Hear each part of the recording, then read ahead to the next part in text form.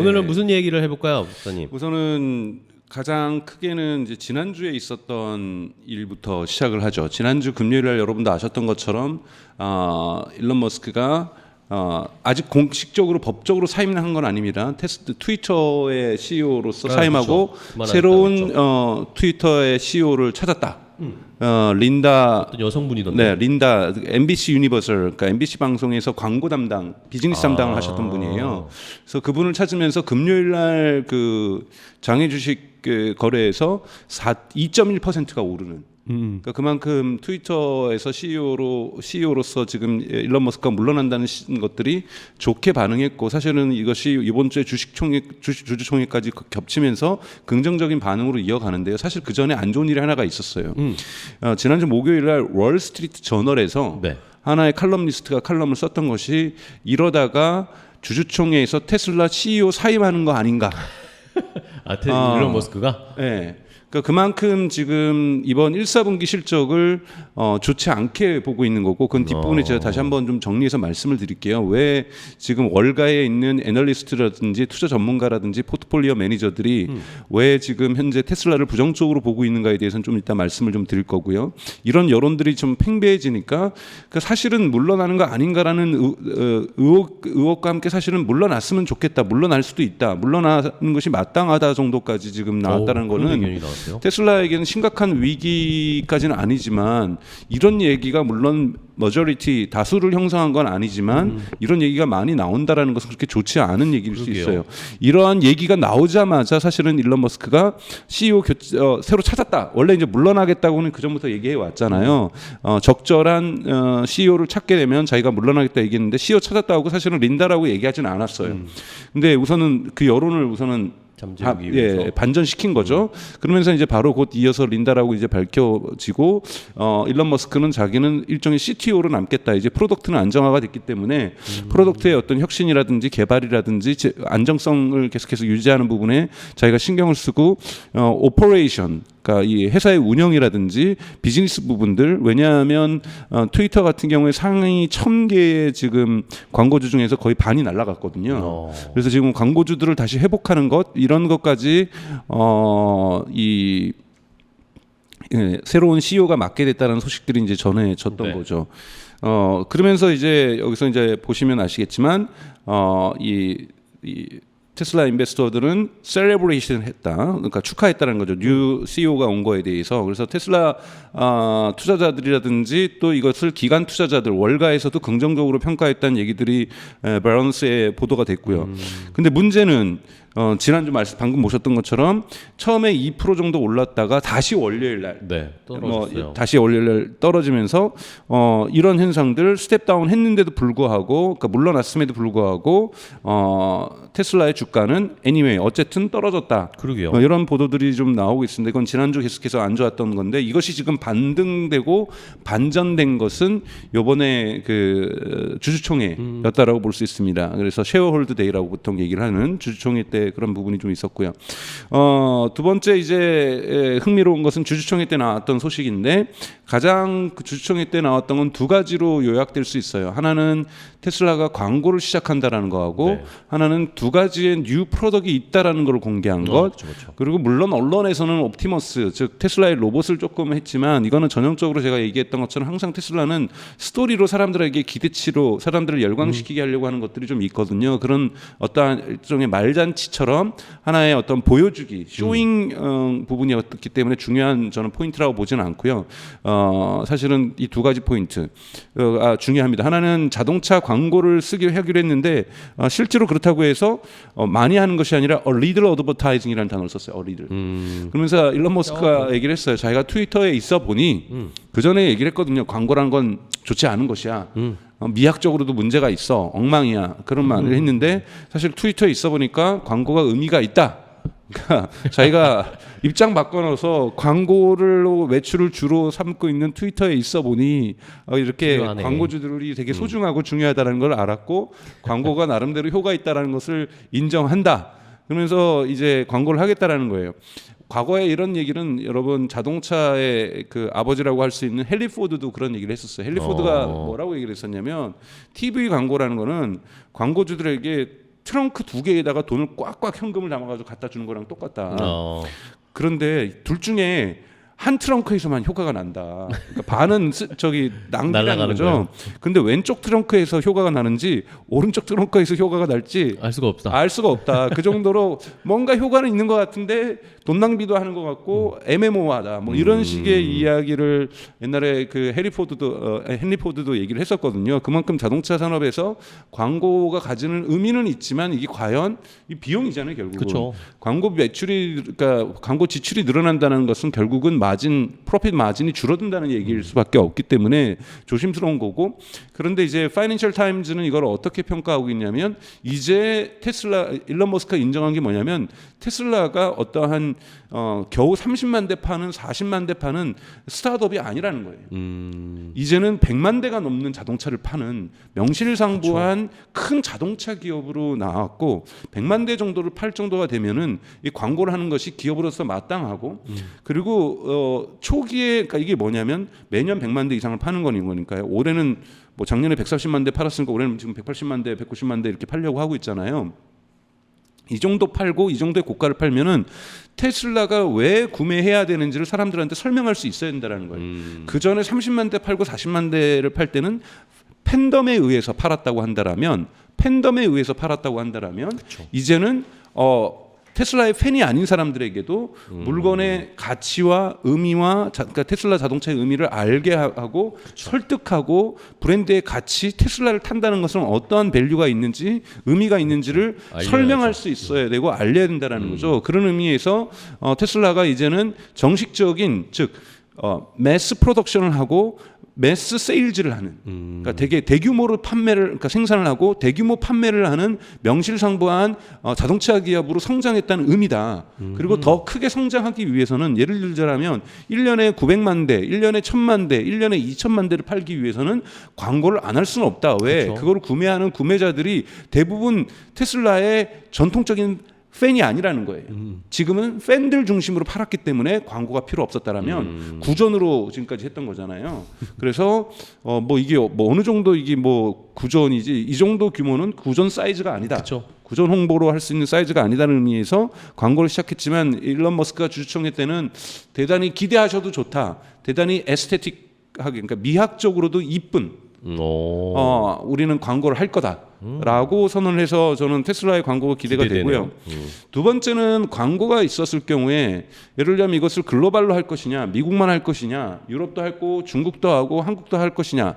그러니까 이렇게 되면 뭐 최소한 몇 개국에서는 언론이 우호적인 태도로 좀 변합니다. 광고주잖아요. 그렇죠. 특히 한국 언론이 좀 그런 면이 없지 않아 있죠. 네, 너 있다고 노골적으로 말씀을 안 드리겠습니다. 그래서 없지 않아 있기 때문에 기자들의 어떤 테슬라에 대한 비판에 대한 논조가 바뀔 수 있다라는 기대감. 근데 과연 또 이게 서프라이징 해놓고 우리는 언론에 내는 광고 안 해.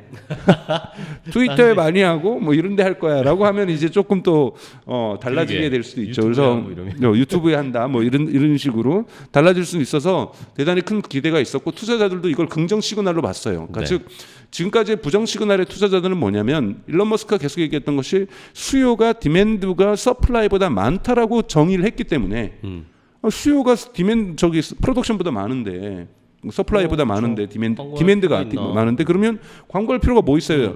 만드는 족족 다 팔리는데 지금 투자자들이 비판하는 것이 봐라 재고 물량 쌓이지 않았느냐, 재고 물량이 증가하지 않았느냐. 이거는 이 문제량을 털어내기 위해서는 광고 필요하다. 그래서 이제 인베스터들이 긍정적으로 보는 것은 이러한 자신들의 비판을 일론 머스크가 수용했다라고 지금 평가를 하고 있는 겁니다. 이런 면에서는 긍정적인 시그널로 볼 수가 있는 거기 때문에 테슬라에 대한 시각들이 좀 변해갔다고 볼 수가 있습니다. 네. 한번 또 보시면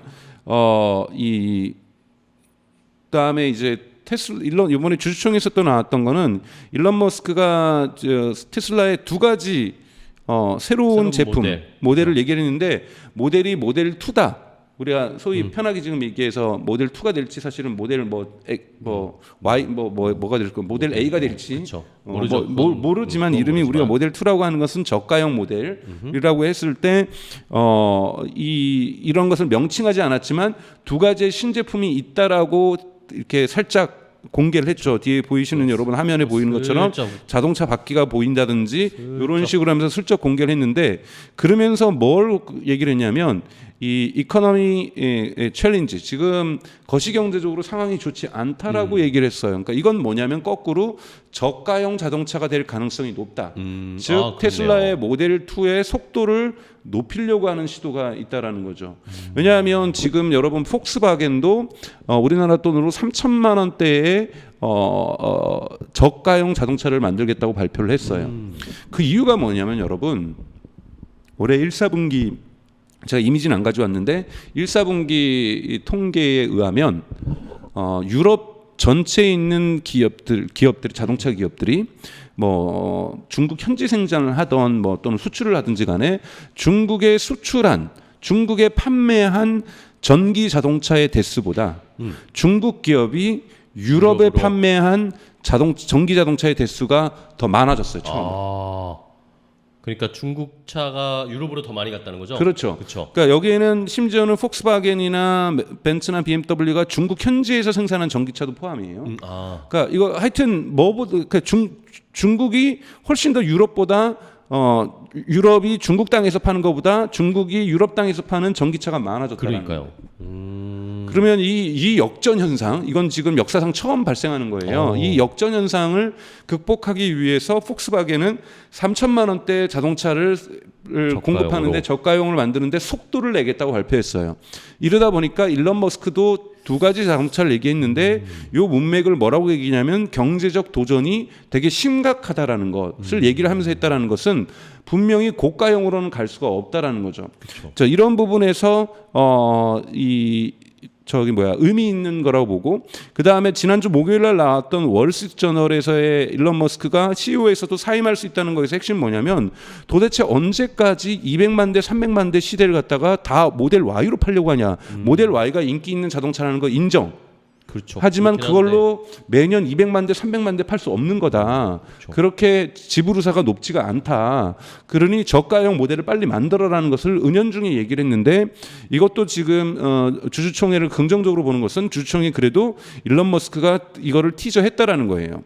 이런 부분에서 긍정적으로 의미가 있다라고 볼 수가 있는 거고요. 그러면서 월스트리트저널이 뭐라고 지금 이야기를 하고 있냐면 보시죠. 빨간 줄 제가 밑줄을 쳐놨는데요. 네. 하지만 디테일에 대해서 two new product에 대해서 디테일에 대해서는 얘기하지 않았다.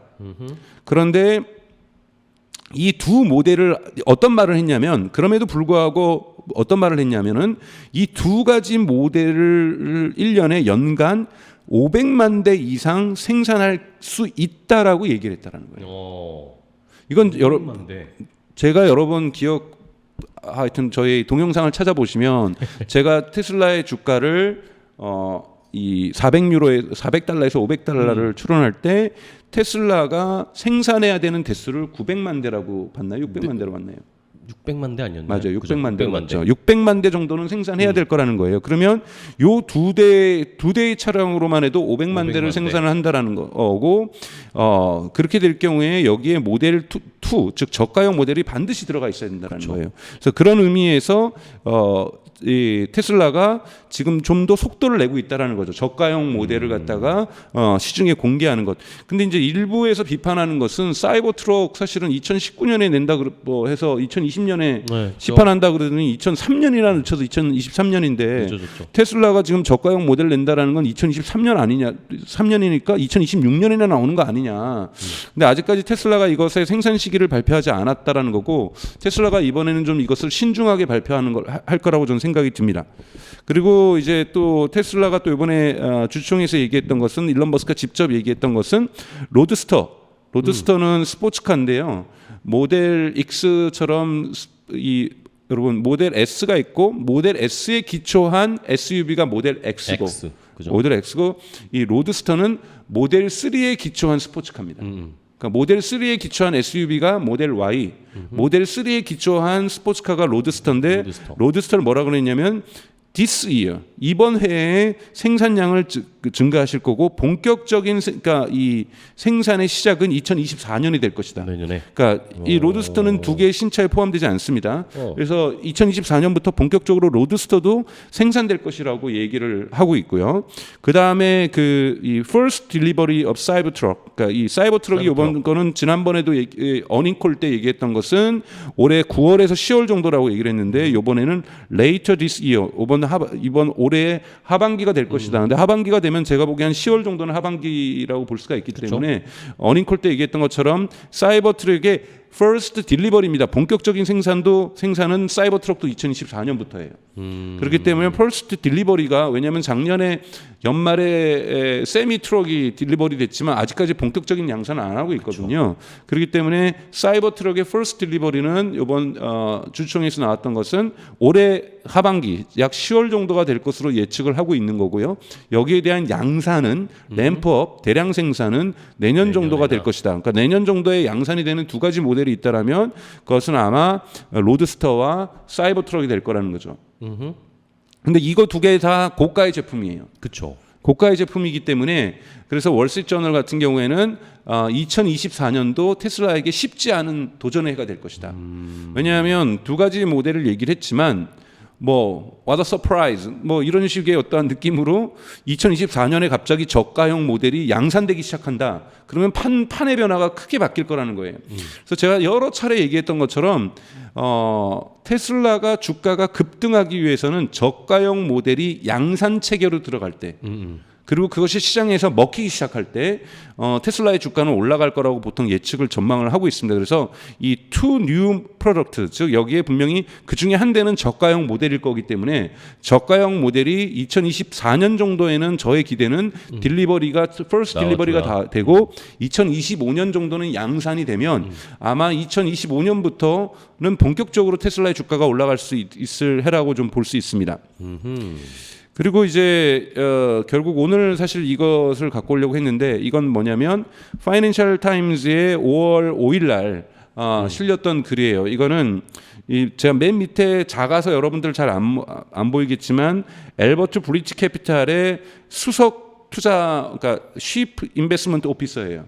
그러니까 대단히 높은 지위 갖고 있고 나름대로 의미 있는 사람이? 존재감이 있는 사람인데 이 사람이 자신의 개인 퍼스널 어카운트에서는 개인 계정에서는 테슬라 숏을 치고 있어요. 그러니까 저는 이런 게 좋은 것 같아요. 파이낸셜 타임즈라든지 월스트리트저널이나 배런스 같은 거 보면 저자가 누군지를 이렇게 미리 밝혀줘요. 그러니까 이거 알고 감안하고 보라는 거죠. 명확하게. 예, 그러면서 사실은 이 사람이 지금 뭘 쓰고 있는 거냐면 이 사람이 이름이 앤드류 디킨슨. 앤드류 디킨슨이 뭐냐면 자기가 숏을 치는 이유를 얘기를 하는 거예요. 숏을 치는 이유를 그러면 알려주실 겁니까? 네네. 이 사람이 이제 숏을 치는 거 이유는 그러면 뭐냐면 저희 잠시 네. 쉬었다 갈까요? 네네네. 많이 얘기하셨으니까 네. 왜 그 앤드류 디킨슨이 숏을 치고 있는지, 왜 파이낸셜 타임스에서 이렇게 테슬라에 대한 조금 부정적인 이야기를 하는 것인지. 그러면 저기 잠시. 아니요. 이거 하기 전에 그러면은 좋아요. 이 저기 주주총회에서 나왔던 말들은 다 하고 넘어가야 되니까 주주총회에서 했던 말 중에 매우 정치적인 의미의 발언을 처음으로 했습니다. 뭐죠? 중국과 관련해서 이야기? 일론 머스크가 얘기를 했는데 정치적인 문제를 타이완은 중국의 하나다. 거의 중국 정부에게 중국 나쁘게 표현하면 빨아주는 얘기를 한 거죠. 중국 사람인 줄. 중국 사람인 줄. 그래서 그거는 우리가 피할 수 없는 거다. 즉 타이완은 중국의 일부다라고 얘기를 했어요. 첫 번째. 이거는 그만큼 테슬라가 중국 시장을 중요하게 본다는 거고. 미국 정부와는 완전 반대되는 이야기 아닙니까? 이거? 하지만 두 번째 얘기를 했어요. 하지만 무력으로 대만을 점거하려는 것은 결코 반대한다. 줄타기를 했군요. 네, 줄타기를 한 겁니다. 네. 무력으로 중국이 타이완을 귀속시키려고 하는 것은 자기는 반대하고 이거는 세계 경제에 재앙을 일으킬 것이다. 라고 일론 머스크가 얘기를 했고 세 번째 미국 정부는 중국 경제가 매우 이 세계 경제에서 중요한 하나의 기둥이라는 것을 잊어서는 안 된다. 이렇게 계속해서 벼랑 끝 경쟁을 해서는 안 된다.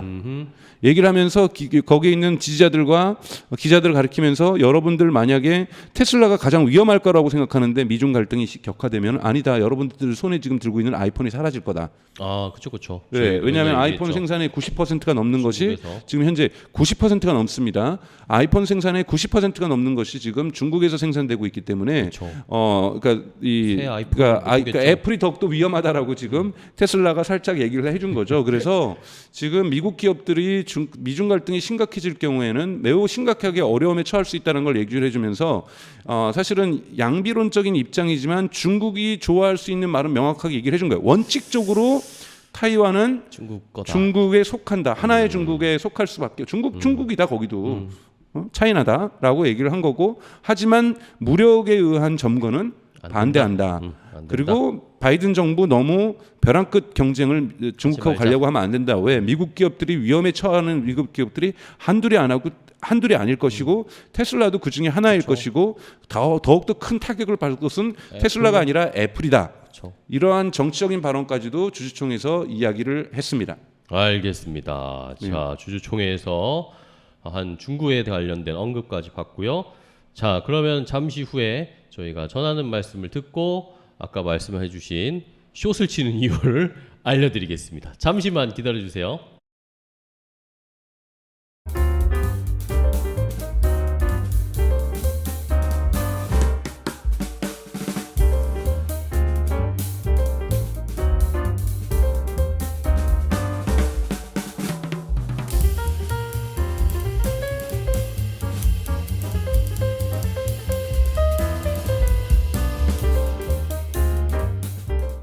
자, 우테라 여러분들 함께하고 계십니다. 저희의 전하는 말씀, 저희가 누군지 소개하는 이런 영상도 저희가 준비를 했습니다. 자, 많은 분들 지금 100분이 넘게 함께 라이브를 함께하고 계십니다. 타이거웨이님께서, 타이거웨이0208님께서 알고리즘으로 자동으로 잡혀요. 그래서 보고 있습니다라고 하시네요. 그러니까 구독을 해주셔야 됩니다. 구독, 알고리즘으로 뜨는 것도 좋고. 그런데 이 타이거웨이님이 테슬라 주식 없다고 한 것 같은데 라고 하셨는데 그동안 안 들으셨나 보네요. 제가 무려 2주를 샀습니다. 하나는 180달러, 하나는 160달러에 사서 평균 단가가 170달러고 오늘부로 수익으로 전환이 됐습니다. 이런 것들 참고해 주시고요. 우리 제주 바른마음 문문집 연구소님 또 오셨습니다. 화이팅, 감사해요. 다음 행복한 인생님도 오셨네요. 방송 잘 듣고 있습니다 라고 해주셨고 핫님도 안녕하세요. 좋은 영상 늘 감사합니다 라고 인사를 주셨습니다. 감사합니다. 자, 여러분들 100분이나 계시는데 댓글이 많이 안 달리고 있어요. 궁금하신 거 있으시면은 한번 알려주시고 누구누구 오셨는지 저희 출석 체크도 할 겸 우리 늘 많이 오시는 제주 바른마음 문문집님이랑 행복한 인생님이랑 그리니님이랑 이런 분들 저희가 이제는 알거든요. 그러니까 여러분들도 오셨다고 한번 확인 댓글 올려주시면 저희가 또 인사를 드리도록 하겠습니다. 자, 그러면 이제 아까 말씀해주신 그 파이낸셜 타임스의 그 기사, 분석 기사, 왜 테슬라에 대한 나쁜 평가를 했는지 한번 들어보겠습니다. 네, 그러니까 사실은 나쁜 평가를 우리가 들어봐야 되는 이유는 이런 부분들이 해소화될 때 어떻게 해소되는가에 따라서 테슬라의 긍정적인 요소들을 우리가 발견할 그쵸. 수 있고 그리고 나서 이것이 테슬라의 주가에 어떤 영향을 미칠 것인가 그러니까 볼 수 있거든요. 테슬라가 광고를 하는 것만으로도 테슬라의 주가가 반등하거나 월가의 투자자들, 기관 투자자들의 신뢰도를 회복하는 데 이제 도움이 되는 건데 사실 이제 결정적인 모멘텀이 됐던 이 테슬라에 대한 부정적인 시각의 기류는 사실 지난번에 저희가 말씀을 드렸어요. 월가에서도 많은 8개가 넘는 기관이 긍정에서 그러니까 바이에서 홀드에서 셀로 이렇게 옮겼다고 말씀을 드렸잖아요. 거기 이유는 저희가 그때 가격 탄력성을 말씀을 드렸습니다. 그러니까 분모가 이 가격의 변화고 분자가 매출의 변화라고 보신다면 변화율로 볼 때 이번에 이것이 1이 넘어야 가격 변화를 시켰던 것의 의미론적 1이 넘는다라는 것은 그 가격의 변화보다 판매량의 변화율이 더 큰 거잖아요. 판매량의 변화가 분자에 있고 가격의 변화가 분모에 있으니까 이것이 1보다 크면 가격 변화를 잘했다. 박수 받을 일이라는 그쵸. 거예요. 근데 이번에 1,4분기의 결과는 여러분 1보다 작았습니다. 조금. 안 넘었죠. 그러니까 1이 안 됐다라는 거고 1보다 작은 수가 나왔다라는 것은 하락하는 것이 결국은 매출에 도움이 되지 않았다라는 산술적인 명쾌한 부정할 수 없는 결과가 나왔다라는 거예요. 이런 부분에서 이분도 이 앤드류 디킨스도 그걸 지적하면서 명백하게 가격 하락은 실패였다. 근데 이것이 그래서 가격 하락을 하지 말아야 됐다는 얘기는 아니에요. 뭐 왜냐하면 경기가 안 좋기 때문에 할 수밖에 없었던 배경을 이해하는데 결국은 그렇지만 그 효과는 미약했다라고 볼 수가 있는 부분이 테슬라의 이러면서 시장 전체를 보는 거죠. 시장 전체가 뭐냐면 지금의 경기 하락 국면이 결국에는 자동차가 붐업되기 어려운 시장이다. 특히 전기차가. 그러니까 특히 이런 상황에서 고가의 전기차가 붐업되기 어려운 시장이다. 네. 그러면 거에 비해서 BYD나 이런 데는 프로덕트 포트폴리오가 많다라는 거예요. 그러니까 그쵸. 제품군이 사양군이 모델이 많은데 많고. 너네는 100만 대 이상을 파는 회사고 그거를 300만 대로 끌어올리고 500만 대, 600만 대로 끌어올릴 거면서 포트폴리오가 너무 작고 그리고 사이버 트럭 그거 얼마 팔리겠느냐. 이러면서 세미 트럭 얼마 팔리겠느냐. 의미 있고 존재는 그러니까 의미는 있지만 대량으로 팔면서 시장에서의 마켓 쉐어를 올려가기에는 한계가 있는 제품들로 많이 갖고 있다. 모델 3하고 모델 Y는 가격을 내려도 비싼 그쵸. 전기차라고 얘기를 하는 거죠. 이런 부분이 있고 두 번째 이제 그 앤드류 디킨슨이 얘기하는 것은 자율주행에 대해서 심각하게 얘기해서 뻥카 좀 치지 말라는 거예요. 일론 머스크한테. 네. 그러니까 자율주행이 되기 위해서는 갑자기 너는 그러니까 요번에 근데 주주총회에서도 자율주행이 얼마 남지 않았다라고 얘기를 하면서 뭐라 그랬냐면 AI 관련돼서 챗GPT 모멘트라고 지금 얘기하는 것처럼 아이폰 모멘트, 챗GPT 모멘트라고 얘기한 겁니다. 전후, 그러니까 그러니까 비포 애프터가 다른 시대 국면을 만들어내는 것을 모멘트라고 얘기하는데 아이폰도 아이폰 이전 시대와 아이폰 이후 시대를 구별할 수 있는 거고 그쵸. 챗GPT도 이 책에 따르면 챗GPT의 이전과 이후가 구별되는데 일론 머스크가 그랬어요. 챗GPT 모멘트처럼 테슬라의 FSD, 그러니까 새롭게 곧 선보일 자율주행 소프트웨어는 그 이전과 이후를 구별할 것이다. 모멘트가 될 거다. 모멘트가 될 거라고 이번에 주주총회에서 얘기를 했습니다. 이걸 가지고 이 사람은 주주총회 전에 쓴 거지만 이런 어닝콜 때도 이제 테슬라가 얘기했던 게 우리도 한번 얘기를 했었죠. 자동차에서는 제로 마진, 돈 하나도 못 벌어도 좋다. 손해만 안 보면 된다. 왜 우리는 소프트웨어 팔아가지고 그쵸. 서비스로 돈 벌 거니까 이 얘기는 했다라고 어닝콜 때 얘기했다고 전 말씀드렸는데 그 말을 인용을 해요. 그 말을 인용을 하면서 뻥치지 말아라. 자율주행 하려면 정부가 반드시 먼저 움직여야 된다. 정부가 자율주행과 관련된 규제를 정비를 해줘야 되는데 지금 바이든 정부든 유럽 정부든 아시아의 어떤 정부든 중국 정부든 이 정부의 자율주행과 같은 규제에 재정비하려고 하는 시도하는 국가가 하나도 없다.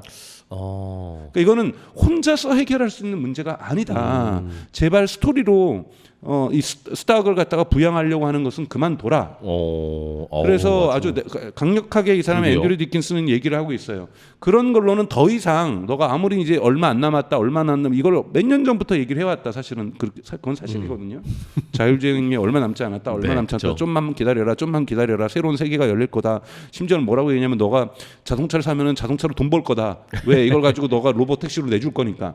너가 안 쓰는 동안에는 그렇죠. 출근한 다음에 뭐 이런 얘기까지 사실은 일론 머스크가 해왔단 말이에요. 그러면 그때마다 앞에 있던 관중들이 와 하면서 열광을 했었거든요. 그렇죠.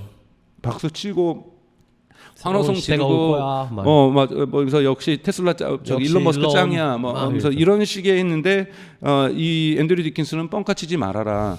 그거는 정부 규제가 함께 움직여야 되는 거기 때문에 너네만으로도 안 되고 너네만 한다라는 것도 자기는 의심스럽지만 왜 자기가 보기에는 웨이모라든지 그러니까 알파벳 구글이라든지 이런 데가 먼저 할 가능성이 있는데 이거를 갖다가 너네가 먼저 한다는 것도 의심스럽지만 저는 여기엔 동의하지 않아요. 테슬라가 먼저 할 수도 있어요.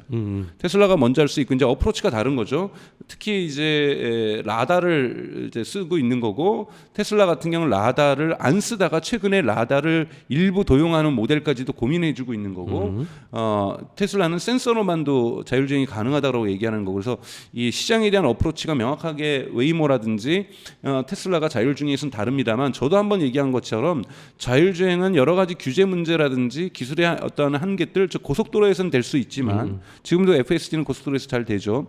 갑자기 예측하지 못하는 공사 현장이라든지 갑자기 비가 많이 온다든지 또는 자전거가 앞에 지나가는데 밤에 자전거가 저기 술 취한 자전거인지 음주운전하고 있는 건지 아닌지 구별하기 어렵다든지 뭐 네. 이러한 것들 예상하지 못했던 뭐 트럭이 갑자기 공사 현장에서 크로스로 놓여 있다든지 자동차 사고 현장이 발견된다든지 이런 데서는 네.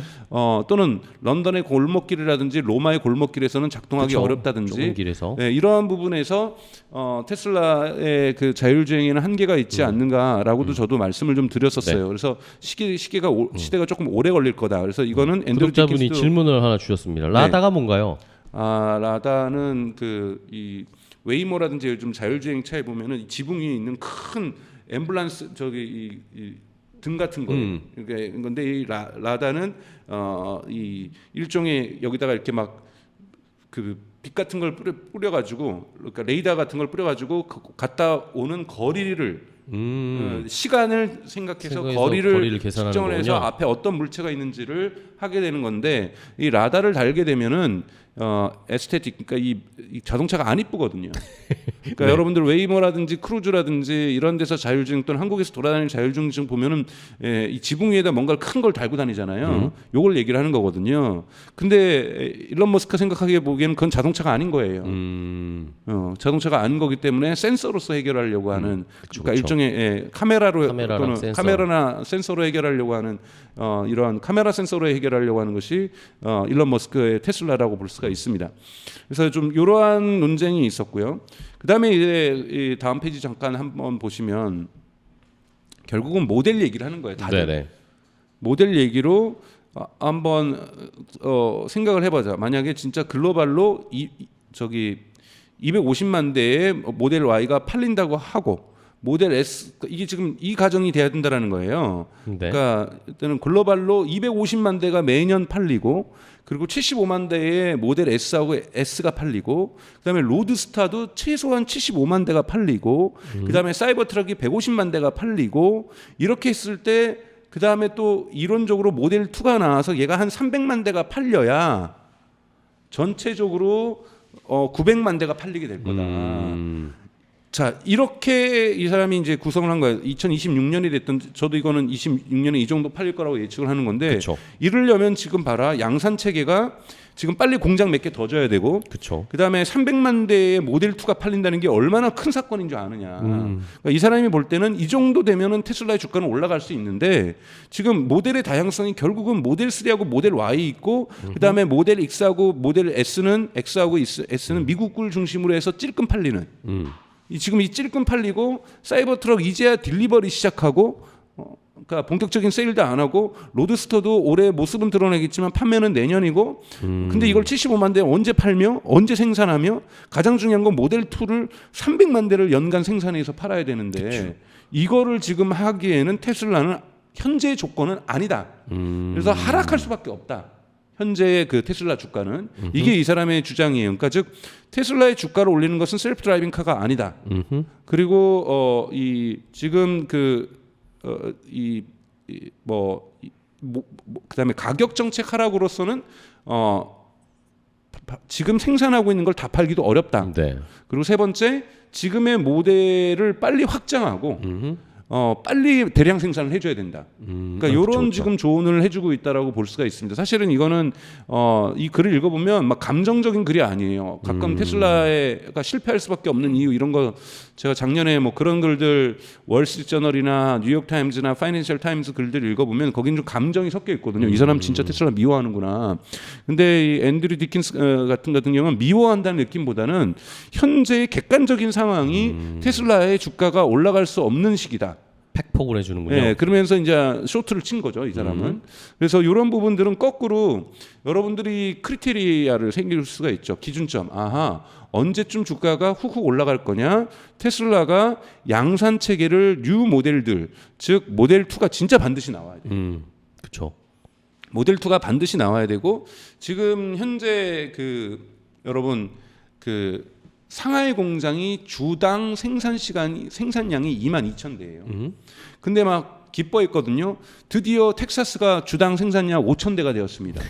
베를린 주당 생산대가 5,000대가 되었습니다. 이제 막 램프업의 구간에 들어가고 있습니다.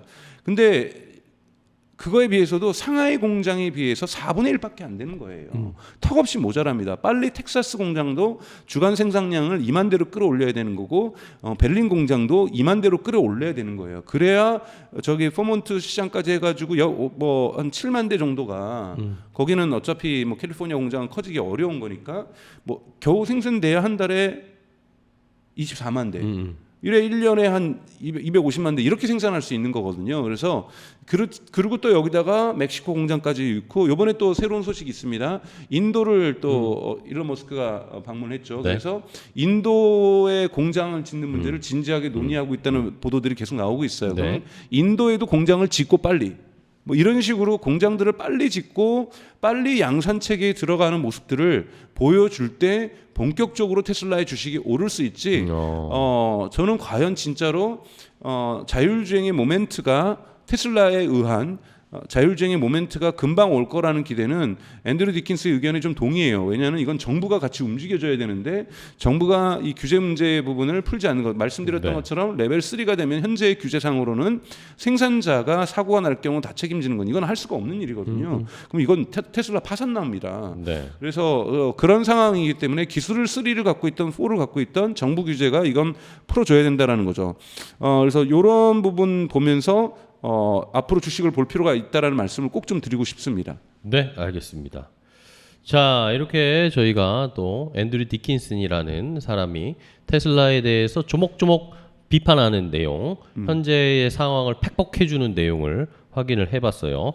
자, 아까 뭐 라다 이야기 했는데 일반적으로 라이다라고 발음합니다라고 우리 구독자분들이 죄송합니다. 정정을 해주셨고요. 라이다 맞습니다. 제가 이 독일에서 공부를 하다 보니까 독일식 발음이 너무 익숙해서 죄송합니다. 네. 라다나 라이다 이렇게 발음한다라는 거 알고 계셨으면 좋겠고 어쨌든 말씀해주신 것처럼 모델을 좀 다양화해야 되고 저가 모델이 빨리 나와서 그거를 속도를 내야 된다는 그쵸. 거죠. 시간의 그런 속도를 것들을 보여주는 빨리 속도를 높여서 생산한 것들을 보여줘야 또 다른 국면에 접어들 수가 그런데 있겠죠. 요번 그 주주총회에서는 그나마 전체적인 인베스터들이 월가의 신뢰도가 회복된 거는 두 가지의 뉴 프로덕트가 있다라고 구체적으로 언급을 해준 그쵸, 거고 그쵸. 이것이 토탈 합쳐서 생산량이 200만 대가 될 것이다라고 이야기를 해줬기 얘기해줘서. 때문에 아하 이거 저가 모델이구나. 저가 모델을 지금 기다리고 있는 겁니다, 여러분. 그쵸. 그러니까 월가는 지금 저가 모델을 기다리고 있는 거고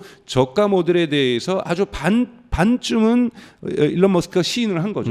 시인을 한 거기 때문에 이런 전략적 변화를 자기네들의 기대치로 가져가고 있다는 데에서 긍정적인 신호를 내준 거예요. 그리고 또 하나는 여러분 모델 S하고 X의 가격을 올린 거잖아요. 네. 이것도 되게 긍정적으로 보고 있어요. 모델 S하고 X를 사는 사람들은 경기 변동에 그렇게 큰 흐름을 그쵸. 타는 사람들이 아니에요. 돈이 많은 사람들이겠죠. 돈이 많은 사람들이기 때문에 이런 사람들에게는 굳이 가격을 내릴 이유가 없다라는 거예요. 그쵸. 그런 의미에서 테슬라가 가격을 모델 S하고 X는 올렸다라는 부분도 월가에서는 긍정적으로 보고 있습니다. 그래서 이런 부분들에서 조금씩 지금 아주 조금씩 테슬라가 월가의 부정적인 여론들을 긍정적인 걸로 전환시키기 위해서 노력하고 있고 그 부분이 그러게요. 어느 일정 정도는 먹히고 있다라는 부분이 주가를 상승시키고 있는 요인 중에 하나라고 볼 수가 있습니다. 네.